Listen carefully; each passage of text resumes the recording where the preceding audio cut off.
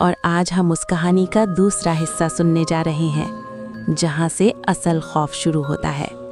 अगर आपने पार्ट 1 नहीं देखा तो याद रखिए, ये सिर्फ एक डॉल नहीं, ये एक ऐसी एंटिटी है जो इंसान को देखकर मुस्कुराती नहीं बल्कि प्लान करती है। इन्वेस्टिगेटर्स ने जब ऑफिशियली डिक्लेयर किया कि डॉल में कोई मासूम रूह नहीं बल्कि एक ईविल स्पिरिट है, तो उन्होंने एक एक्सपेरिमेंट किया। उन्होंने डॉल को एक अलग कमरे में रखा, कैमरा ऑन किया और रूम सील कर दिया। शुरू के 10 मिनट तक कुछ नहीं हुआ। फिर कैमरा रिकॉर्ड कर रहा था, रूम बिल्कुल खामोश था। अचानक चेयर हल्का सा हिली, क्रीक। डॉल का सर धीरे धीरे उठा और सीधा कैमरा की तरफ देखने लगी। इन्वेस्टिगेटर्स ने जब फुटेज देखी, उनकी सांसें रुक गईं, क्योंकि डॉल की आंखें ब्लिंक नहीं करती थीं, मगर उनका फोकस चेंज हो रहा था, जैसे कोई जिंदा चीज रूम में मूव कर रही हो।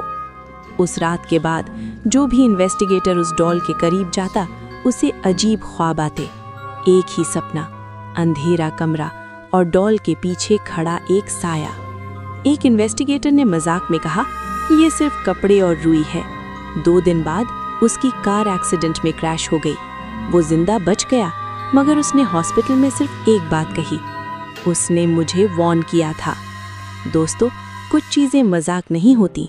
इस डॉल को फिर स्पेशली डिजाइन की गई ग्लास केस में लॉक कर दिया गया और केस पर लिखा गया, डेंजर, डू नॉट ओपन। लेकिन कहानी यहीं खत्म नहीं होती। म्यूजियम में आने वाले लोग कभी कभी डॉल के सामने मजाक कर देते। एक कपल ने हंसकर कहा, हम तुमसे नहीं डरते। वापस जाते वक्त उनकी बाइक फिसल गई। लोग कहते हैं ये सिर्फ कोइंसिडेंस है, मगर जो लोग वहां काम करते हैं वो कभी उस ग्लास केस को टच नहीं करते, क्योंकि रात के वक्त कभी कभी ग्लास के अंदर से हल्की सी नॉक की आवाज आती है, टुक टुक टुक, जैसे कोई बाहर आना चाहता हो। और सबसे खौफनाक बात, केस के अंदर रखी डॉल का पोजीशन कभी कभी हल्की सी चेंज होती है, जबकि केस लॉक होता है। दोस्तों, ये सिर्फ हॉरर स्टोरी नहीं, ये एक डॉक्यूमेंटेड केस है, मगर हर चीज़ रिकॉर्ड नहीं की जा सकती।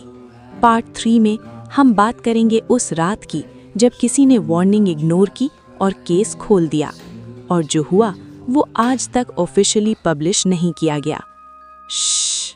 शायद कुछ राज